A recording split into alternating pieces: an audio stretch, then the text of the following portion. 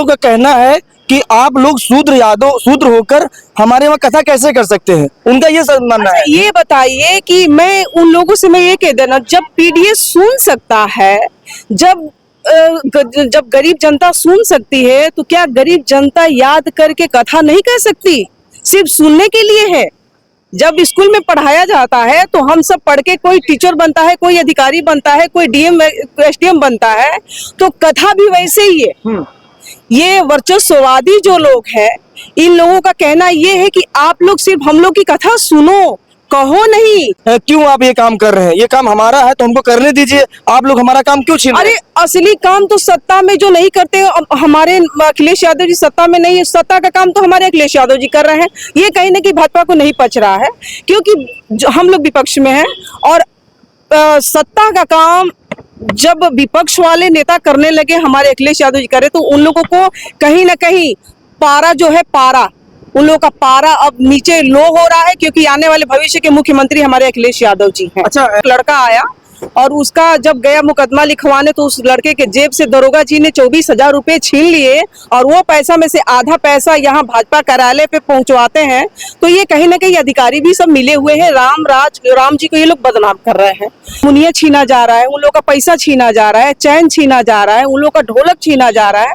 तो वो रोते रोते आए हमारे समाजवादी पार्टी कार्यालय पे। माननीय अखिलेश यादव जी, हमारे राष्ट्रीय अध्यक्ष जी को कहा उन लोगों ने, तो हमारे राष्ट्रीय अध्यक्ष जी आज उन लोगों का बहुत पूरी तरह से सम्मान किया।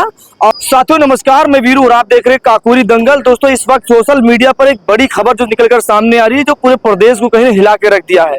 घटना इटावा की है, जहां पर कुछ यादव समाज के लोग, कथावाचक लोग वहां पर कथा करने जाते हैं। फिर वहां पर ब्राह्मणों के द्वारा जो उनका शोषण किया जाता है, उनके बाल मुड़वा दिए जाते हैं, तमाम सारी उनके साथ शोषण किया जाता है। और आज अखिलेश यादव ने उन्हें प्रदेश कार्यालय में बुलाकर कहीं उनका सम्मान किया। हमारे भी सीमा राजभर है, उनसे बातचीत करने का प्रयास करेंगे। क्या कहना चाहेंगे?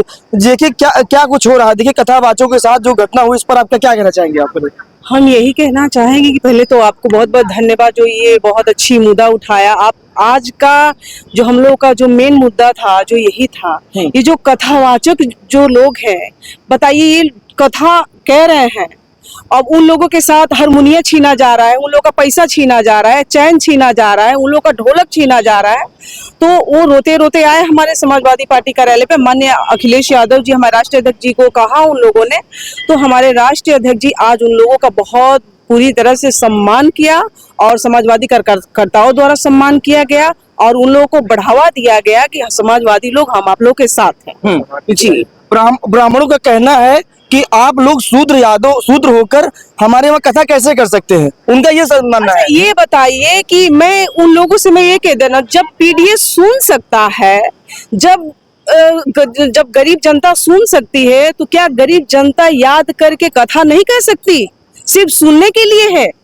जब स्कूल में पढ़ाया जाता है तो हम सब पढ़ के कोई टीचर बनता है, कोई अधिकारी बनता है, कोई डीएम एसडीएम बनता है, तो कथा भी वैसे ही है। ये वर्चस्ववादी जो लोग हैं, इन लोगों का कहना ये है कि आप लोग सिर्फ हम लोग की कथा सुनो, कहो नहीं। और हम लोग समाजवादियों का कहना है कि जब हम सुन सकते हैं तो हम लोग भी याद करके कथा कह सकते हैं। ये बहुत बड़ी बात है। तो ये वर्चस्ववादियों को मैं कहना चाहती हूँ कि आप लोग कथा जब कह सकते हो तो हम लोग भी कह सकते हैं। सिर्फ सुनने के लिए नहीं, सिर्फ दान देने के लिए नहीं, हम लोग भी कह सकते हैं और दान ले भी सकते हैं। क्या इससे आप खुश रहोगे?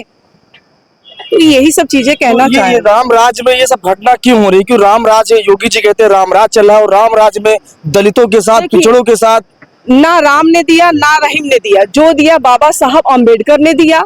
तो ये कहीं ना कहीं ये भाजपा ही करवा रही है और ये लखनऊ से काम करवा रही है भाजपा और वसूली कर रही। देखिए, अभी हमारे एक लड़का आया और उसका जब गया मुकदमा लिखवाने, तो उस लड़के के जेब से दरोगा जी ने 24,000 रुपए छीन लिए और वो पैसा में से आधा पैसा यहाँ भाजपा कार्यालय पे पहुंचवाते हैं।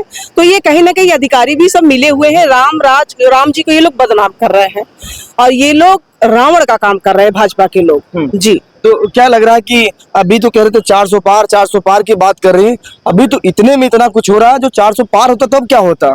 संविधान बदल देते, संविधान का संशोधन कर देते। तो ये भाग्य मनाए कि हमारे उत्तर प्रदेश में इतने बड़े चेहरे माननीय अखिलेश यादव जी का है, जो पीडीए के लोगों ने, गरीब जनता ने ये होने नहीं दिया और कभी भी संविधान से खिलवाड़ जब ये सरकार करेगी तो हमारे उत्तर प्रदेश में इतने बड़े चेहरे हैं अखिलेश यादव जी का, जो उनके साथ जनता आ गई है और जनता कभी संविधान से खिलवाड़ होने नहीं देंगी, क्योंकि लड़ने वाला हमारा जो नेता है बहुत बड़ा योद्धा है जिनका नाम अखिलेश यादव जी है। अखिलेश यादव ने वो जितने भी पीड़ित थे उनको कहीं ना कहीं आज कार्यालय में बुलाकर से एक प्रकार से सम्मान किया है, तो क्या जरूरत थी, क्यों बुलाया गया सम्मान करने के लिए? देखिए, समाजवादी पार्टी सभी के लिए है, नाम ही है समाजवादी पार्टी। समाज में जो ये जनता घटना करवाएगी तो हमारी पार्टी भाई छोड़ तो नहीं देगी, सम्मान तो देगी, उसको हिम्मत तो देगी, लड़ने की हिम्मत। उत्तर प्रदेश क्या पूरे भारत में समाजवादी पार्टी एक लड़ने वाली पार्टी है जो गरीबों के साथ है, और जो गरीबों के साथ रहता है वो सरकार बदलने की ताकत रखता है। आपको ध्यान होना चाहिए, कई बार हमारे अखिलेश यादव जी सरकार में आ भी चुके हैं, फिर आने वाले हैं, इसीलिए भाजपा बौखला गई है और ये घटना हर जगहों पे करवा रही है, थाने से लेके गांव, नगर, गली, चौराहा। अब देखिए, अब कथावाचकों के साथ भी होने लगा घटना, तो ये कहीं ना कहीं मैं घोर निंदा करती हूँ, समाजवादी पार्टी इसका घोर निंदा करती है। अगर सीमा राजभर कभी भविष्य में, अब तो कथावाचक जैसे ये घटना, पहली घटना, बहुत सारी घटना होती, लेकिन ये घटना सबसे घटी है, तो कहीं ना सीमा राजभर अब डर लगता हो कहीं आपको भी कि कथावाचक अब ना कराया जाए, शांत बैठा जाए, नहीं अगर सीमा राजभर के मन हुआ कि चलो कहीं कथावाचक सुना जाए, घर पे प्रोग्राम किया जाए, एक संदेश पहुंचाया जाए, तो अब तो डर नहीं लगता हो क्या कि ये कथा तो हम नहीं करने हैं? कथा हम तो नहीं करवाते, हम तो ये सब चीजों पे भरोसा नहीं करते, क्योंकि हमारे माँ बाप ने सिखाया है संविधान पढ़ो और अपना कर्म करो, कर्म ही पूजा है जी। हमारे माननीय अखिलेश यादव जी का जो पथ दिखाया हुआ है, हम लोग जनता के प्रति जागरूक रहते हैं, जनता में सुख दुख सब अपने माननीय जी को पहुंचाते हैं, और हमारे नेताजी जनता का सम्मान करते हैं। इस घटना के बाद तमाम सारे कमेंट्स लोग बता रहे हैं कि कमेंट आ रहे हैं, ये कमेंट आ रहे हैं कि क्यों आप ये काम कर रहे हैं, ये काम हमारा है तो हमको करने दीजिए, आप लोग हमारा काम क्यों छीन रहे हैं? अरे असली काम तो सत्ता में जो नहीं करते, हमारे अखिलेश यादव जी सत्ता में नहीं है, सत्ता का काम तो हमारे अखिलेश यादव जी कर रहे हैं। ये कहीं ना कहीं भाजपा को नहीं पच रहा है, क्योंकि हम लोग विपक्ष में हैं, और सत्ता का काम जब विपक्ष वाले नेता करने लगे, हमारे अखिलेश यादव जी करे, तो उन लोगों को कहीं ना कहीं पारा जो है, पारा, उन लोगों का पारा अब नीचे लो हो रहा है, क्योंकि आने वाले भविष्य के मुख्यमंत्री हमारे अखिलेश यादव जी हैं। अच्छा, तमाम सारी वीडियो सामने आ रही है, कहीं दलितों के साथ ये हो रहा है कि कहीं शादी उनकी हो रही है, बारात जा रहे हैं तो कहीं ना कहीं उनको घोड़ी से नीचे उतार दिया जा रहा है।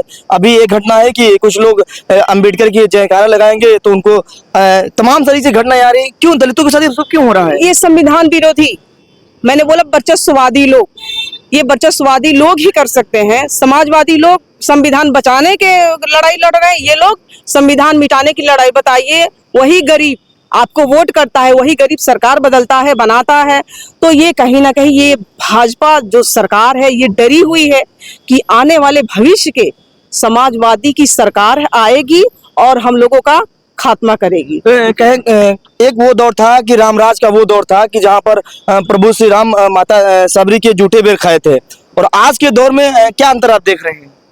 हम अंतर यही देख रहे हैं कि देखिए, ये राम जी के नाम पे ये जो चंदा चोरी जो कर रहे हैं, ये राम जी लोगों को खुद खत्म करने में लगे हुए हैं। राम जी का आशीर्वाद और राम जी का श्राप इन लोगों पे पड़ा हुआ है, क्योंकि जो राम के नाम पर राजनीति से कर चंदा जो ले रहा है, ये लोग जी रहे हैं, जो वो समाजवादी पार्टी सरकार आएगी तो इन लोगों का सब भूसा छूट जाएगा। चलिए ठीक है, सीमा राजभर जी हमारे उनसे बातचीत हो रही थी, और भी लोगों से थोड़ा बातचीत करेंगे।